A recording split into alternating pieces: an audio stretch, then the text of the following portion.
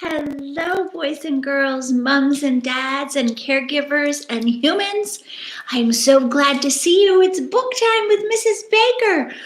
I'm filming today, Monday night, only because sometimes life gets in the way and I can't film tomorrow. So here we are. We've had a busy day at the library. It was so good to see so many of you.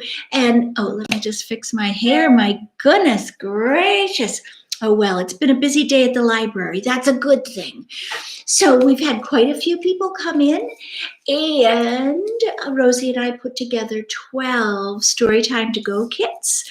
So we're enjoying that you're using your library so much. Now you'll see here, Harold is very comfortable in my dining room, and so is Wembley, and they're very happy here. Harold can't return to the library yet. It's not quite safe enough for Harold yet because Harold is very hard to wash. So we leave him home, and he's been helping me with my book times. Now, of course, boys and girls and precious little humans, you know what's coming this weekend. It's Halloween. And although our Halloween is going to look a little different this year, I've heard many of you make some wonderful plans of things you're going to do.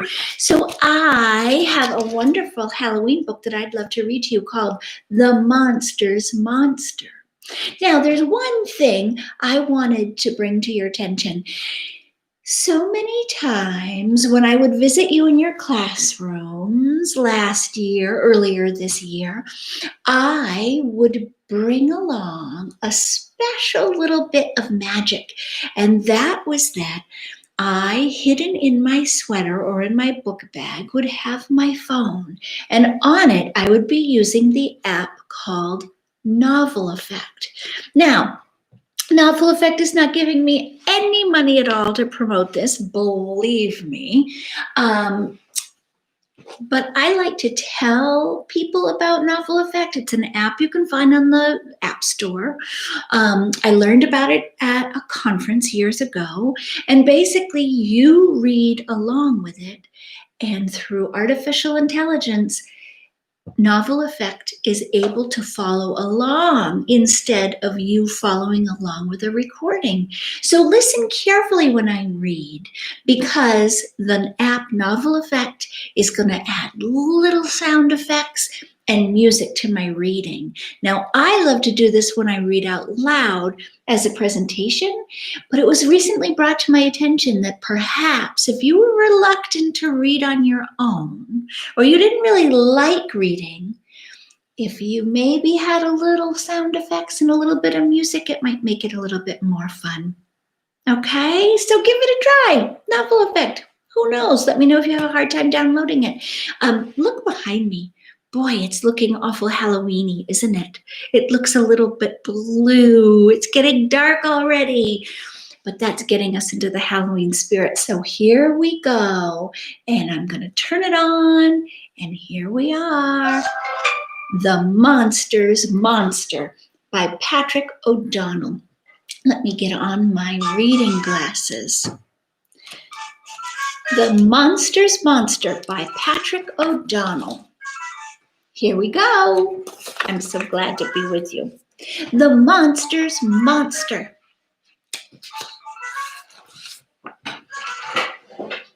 Remember, this is a live production, right? Grouch, Grump, and the little Gloom and Doom thought that they were monsters.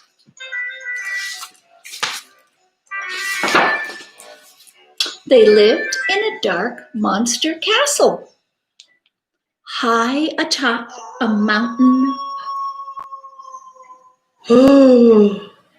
High atop a dark monster mountain, overlooking a monster-fearing village.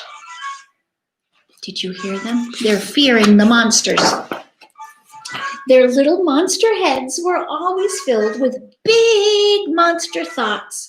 Crash and bash, huffing and puffing, mad about nothing. Their 10 favorite words were, ready? No, no, no, no, no, no, no, no, no. And I know some of you who like that word a lot too. No! Say it with me, readers. No! And look at their expression. Now, every day they argued over who was the biggest, baddest monster. Who could complain the loudest? Who could throw the most terrible tantrum? Who was the most miserable? And these debates always ended in a brawl. Do you see them fighting? Oh my goodness. Do you think they liked it? I think they did. One day they decided to settle the argument once and for all. Grouch got some tape, some tacks, staples, and glue. Grump found some gunk, gauze, and gobs of goo. Blah. And Gloom and Doom grabbed bolts, wire, and a smelly old shoe. P.U. Oh, give me a big P.U. You do it with me. P.U. And together, they would make a monster, the biggest, baddest monster ever. This is part of the book where they've come to a resolution, and let's find out what happens. They hoisted their creation into the stormy sky where, bam, make a big bam sound. Bam! The lightning bolt sent a powerful jolt through the creature. Oh my. Oh, what's going to happen next? The monster started to twitch. He's alive! Alive! The little terrors exclaimed. The monster roared as he stumbled around, tearing away at his bandages. Big little Gloom squealed. Bad little Doom squeaked. Monster! They all cheered together. The growling giant reached towards them, and then in a deep, booming voice, he said his first words. Oh, what could they be? Thank you. Really? He crushed them into his chest with a tight squeeze. Thank you, thank you, thank you. Monster wiggled his stubby little monster fingers, and he tapped his clunky little monster feet. And he looked around in wonder. He threw open a window, and the room filled with warm, early dawn light, bird songs, and a dewy, fresh air. Monster smiled, and he let out a little giggle. What do you think you're doing? Said Grouch. This is not what they expected. Monster bounced about the room, gently greeting the bats, the rats, the spiders, and the snakes all around him. No, snorted the group. You are supposed to be a monster. But Monster didn't think he was a monster, so he didn't think he was anything, really. Such a good book. But thankful to be alive, Monster became still, sniffing a hint of the sweetness in the morning air. Suddenly, he let out a roar. Give me that roar again. Roar. And smashed through the dungeon wall. Ha ha! Grouch laughed. He's finally coming to his senses. He remembers he's a monster. And yeah, said Grump. He's off to make mayhem in the village. I just know it. He is going to smash, crash, and bash, cried Gloom and Doom. Oh, yes, we've done it. The little rascals dashed after Monster, trying to keep up with his long strides down the mountain. Monster! Monster! They cheered after him, and the village bakery was just opening for the day when Monster plowed right through the front door. Grouch, Grump, and Gloom and Doom anxiously waited outside the shop, peering through the dusty windows. Big, whispered Gloom. Bad, whispered Doom. Shh, shh, shh, shh, says Grump. I want to hear the howls and the yowls. Shh. There was a tense quiet, and then finally, from inside the bakery, they heard, "Thank you."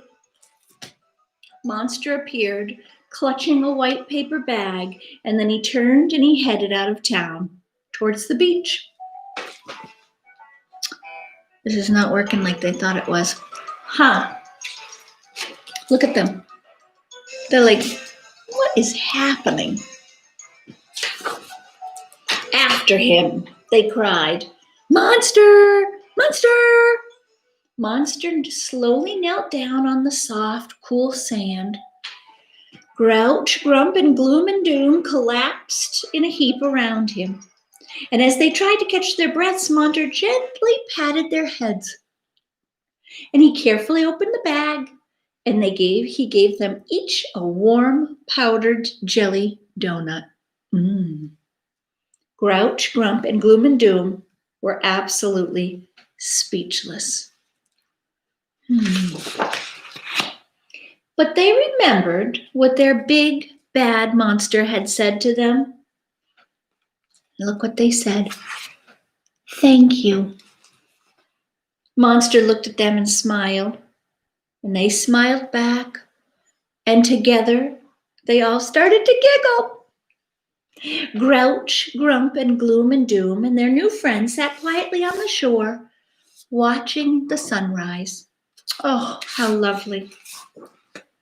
And the seagulls playing, and the seagrass dancing, and the ocean glistening, and no one was thinking about being a monster.